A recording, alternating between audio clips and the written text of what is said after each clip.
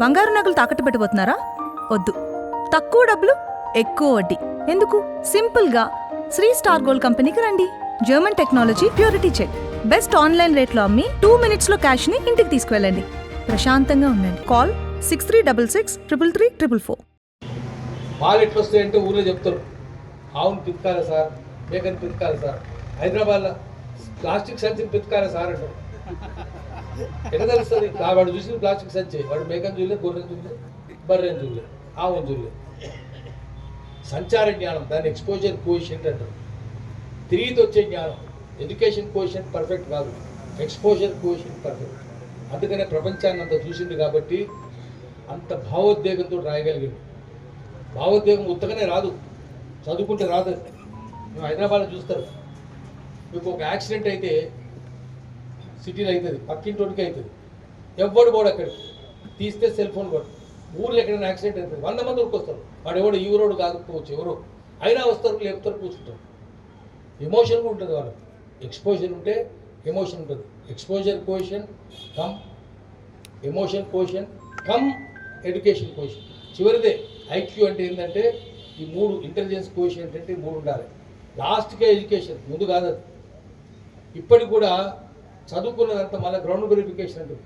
నువ్వు నది ఉంటుంది అంటే పోయి చూడు, ఉందో లేదో. ఇంత ఉన్నదంటే సరిపోదు, గ్రౌండ్ మీద పోయి చూడాలి, గ్రౌండ్ వెరిఫికేషన్ చేయాలి.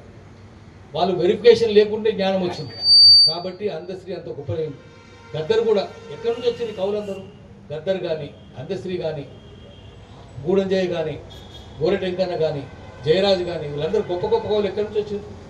కింది నుంచి, మట్టి నుంచి వచ్చింది. ఆకాశాన్ని చూడుపడ్డలకి ఏముండదు, ఇంత రాయలేరు వాళ్ళు. ఎమోషన్సే ఉంటాయి వాళ్ళకి. ఆచార్యులకు ఉంటాయా ఎమోషన్స్? ద్రౌపదికి మానభంగం జరుగుతున్నది. ద్రౌపది 4 పేర్లే చెప్పింది. భీష్మాచార్య, ద్రోణాచార్య, కృపాచార్య, అశ్వత్థామ ఆచార్యులు కదా. ఒక్కడన్నా మాట్లాడిందా? ఆయనకి ఎమోషన్ లేదు. చదువుకుంటే ఎమోషన్ ఉండదు. ఎవరు మాట్లాడినరు? విదురుడు అన్నాడు, తప్పు అన్నాడు. అరే నువ్వు దాచుకొడుకు, నోరు మూసుకోరా అన్నాడు. అయితే నేను సభ నుండి వెళ్ళిపోయిడు వాకౌట్ చేసి. ఎవరికి ఉంది? దాసి కొడుకే ఉంది కదా. ఆచార్యులకు ఉందా? ఎవరికైనా ఎమోషన్ లేదు. అందుకని ఆ ఎమోషన్ ఎక్కడి నుంచి వస్తుంది? ఉద్యోగం ఎక్కడి నుంచి వస్తుంది? ప్రకృతిని చూస్తూ వస్తుంది, మట్టి నుంచి పుడుతూ వస్తుంది. అందుకనే అందశ్రీ కానీ, కవులందరూ, తెలంగాణ ఉద్యమకారులందరూ మట్టి నుంచి వచ్చినాడు కాబట్టి రాశారు. ఎయిర్ కండిషన్ గదుల నుంచి వచ్చినాడు ఎవడు రాయలేదు, ఎవడు పాడలేదు.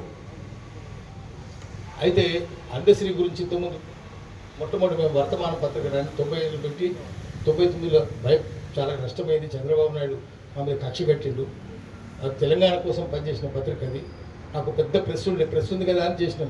మా జర్నలిస్టులు అందరూ వచ్చి మేమంతా ఫ్రీగా పనిచేస్తాం, న్యూస్ ప్రింట్ ఖర్చే కదా నీకు, చేద్దామంటే సరే మొదలుపెట్టినాం. పాపం దాంట్లో బహుజనుల గురించి, దళిత బహుజనుల గురించి ఉంది, తెలంగాణ గురించి, దళిత బహుజనుల గురించి. దానికి పనిచేసిన వాళ్ళు దాంట్లో బాపనలు ఉన్నారు. శేఖర్ అన్న కమ్మాయిన, ఆయన రామోజీరావు చుట్టమే, కానీ ఆయన మస్తు పనిచేసింది.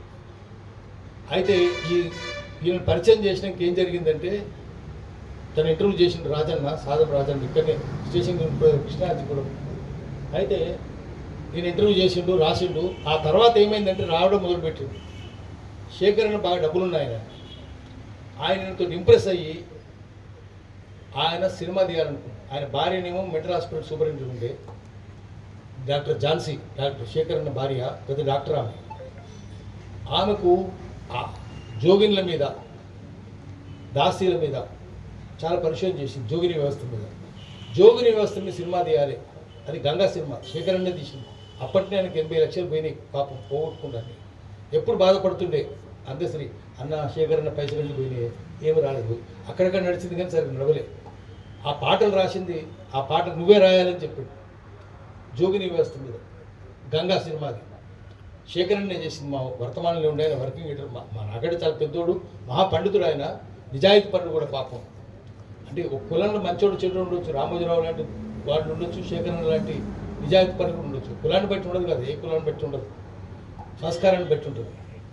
ఆ సినిమా కూడా ఈయన ఎప్పుడు ఫీల్ అవుతుండే, అన్న అన్ని పైసలు 80 లక్షలు పోయినాయి అన్న, నా ముందే భూమి అన్నాడు అన్న, అవి పోయినాయి ఎట్లనే వస్తలేవు కదనే. ఆయన పైసలు తీసుకోమంటే తీసుకోలే. అందశ్రీకి తీసుకోవయా, లేదు 11,000 అన్నాడు. 11,000 కూడా తీసుకున్నాడు. వద్దన్నా ఇన్ని పోయినాయి, ఎందుకు ఇస్తావే నాకంటే, నువ్వు శ్రమ పడ్డావు కదా, చాలా రోజులు తిరిగినావు కదా, తిరుగుతానన్నా నేను కూలి. అప్పుడు కూలి మేస్త్రి, తాపి మేస్త్రి ఆయన. శేఖరన్న ఆయన అనేది, నువ్వు తాపి మేస్త్రి కాదా, నువ్వు తాపి ధర్మారావు అని. తాపి ధర్మారావు అని. అట్లా పాపం వాళ్ళందరినీ గుర్తు చేసుకోవాలి. తెలంగాణ ఉద్యమాన్ని ముందుకు నడిపింది కవులు, కళాకారులు, రచయితలు, గాయకులు. ఎక్కడైనా సరే ఉద్యమానికి పునాది ఆయన పాలో ఫ్రేరే, ఆయన పెడగాజీ ఆఫ్ ది అప్పరెస్ట్ రాసింది. అనగానే ప్రజలకు చదువు ఎట్లా చెప్పాలి. దాంట్లో ఏం చెప్పిండంటే, when you cannot resist political domination with political consciousness, రాజకీయ చైతన్యంతో రాజకీయ ఆధిపత్యాన్ని ఎదిరించలేనప్పుడు ఏం చేయాలంటే యూస్ పాపులర్ కల్చరల్ మీన్స్, ఆయుధంగా ప్రజల సంస్కృతిని మార్చుకోమని. అందుకని ఆంధ్ర పెత్తందారులు నిర్మించాలంటే, ఆంధ్ర దోగులు నిర్మించాలంటే ప్రజల సంస్కృతి అదే ఆయుధంగా పట్టింది. గద్దర్ కావచ్చు, అందుకనే కదా గద్దర్ నక్సలైట్ మూవ్మెంట్ ఉన్నప్పుడు ఆయన మీద ఏం దాడి జరగలేదు. తెలంగాణ ఉద్యమం రాగానే 6 తూటాలు కాల్చారు కదా ఆయన మీద.